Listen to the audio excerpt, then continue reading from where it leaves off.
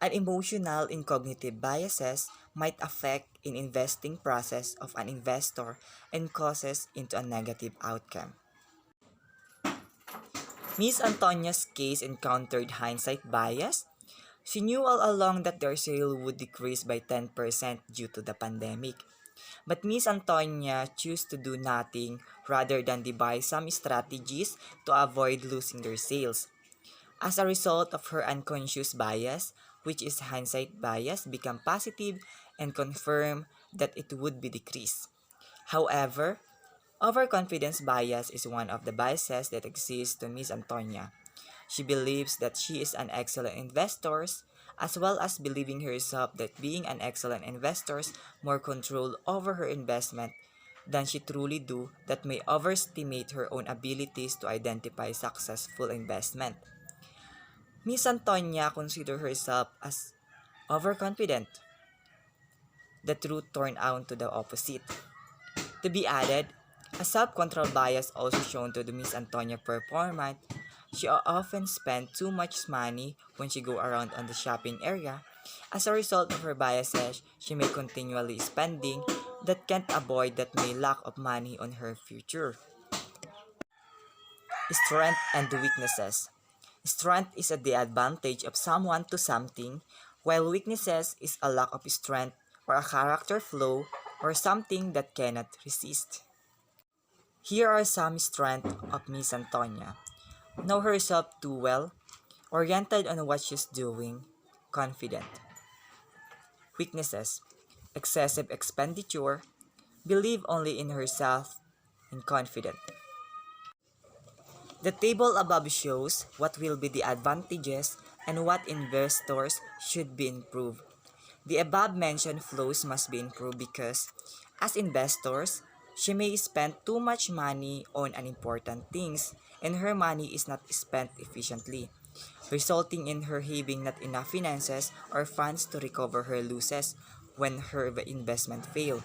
Secondly, relying on herself is not ideal because she believes she is always the best and therefore incapable of making mistake, which is not true. As a result, suggestions are desperately needed so she and her colleague can make better decisions. Miss Antonia's quality include her ability to move forward, be confident, oriented, and know oneself well.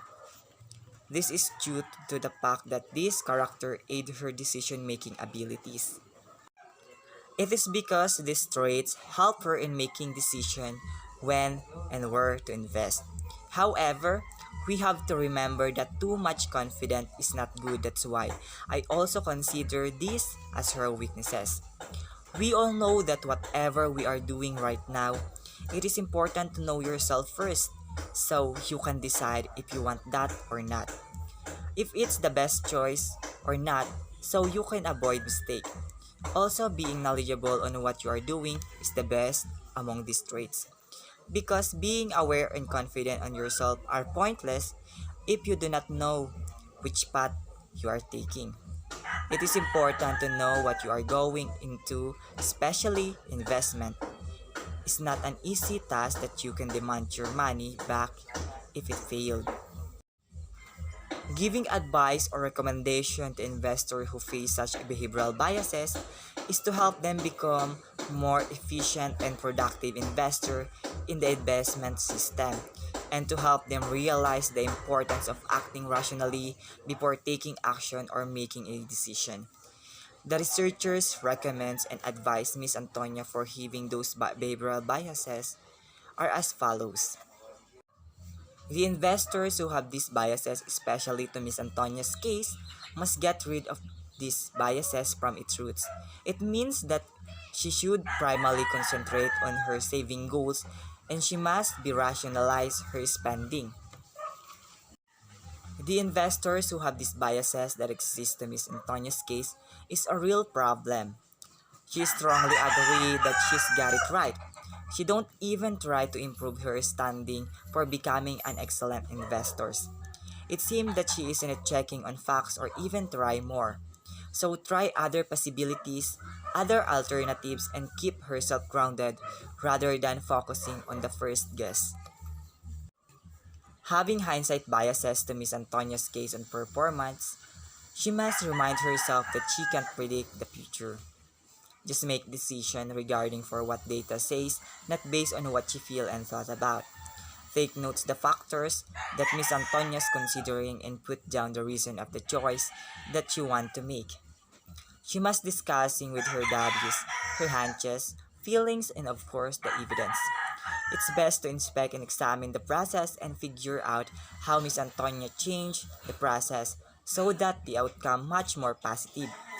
Miss Antonia must talk about her limits because she tends to believe after the fact that she knew about the outcome all along. Here is the conclusion of my research paper. Tinutukoy ng isang mananaliksik na mga biases ng pag-uugali ay maaaring makaimpluwensya sa paggawa ng mga desisyon sa mamumuhunan sa mga tuntunin sa tagumpay sa pamumuhunan. At ang mga biases na ito ay alinman o kahit alinman sa emosyonal o psikolohikal. Sa kaso ng mga mamumuhunan, madalas silang kumilos at gumawa ng mga desisyon na irasyonal nang hindi muna isinasaalang-alang ang mga kahinatnan ng kanilang mga aksyon at walang isinasaalang-alang na panganib.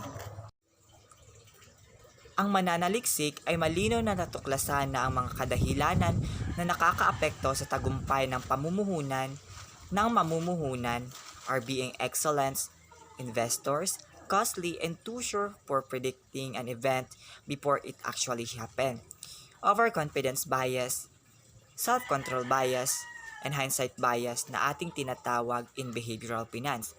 Sa pagkakaroon ng tulad ng isang biases sa pag-uugali, ang mananaliksik ay dumating sa ideya ng pagbibigay ng payo o rekomendasyon sa mga mamumuhunan na may ganitong mga biases sa pag-uugali.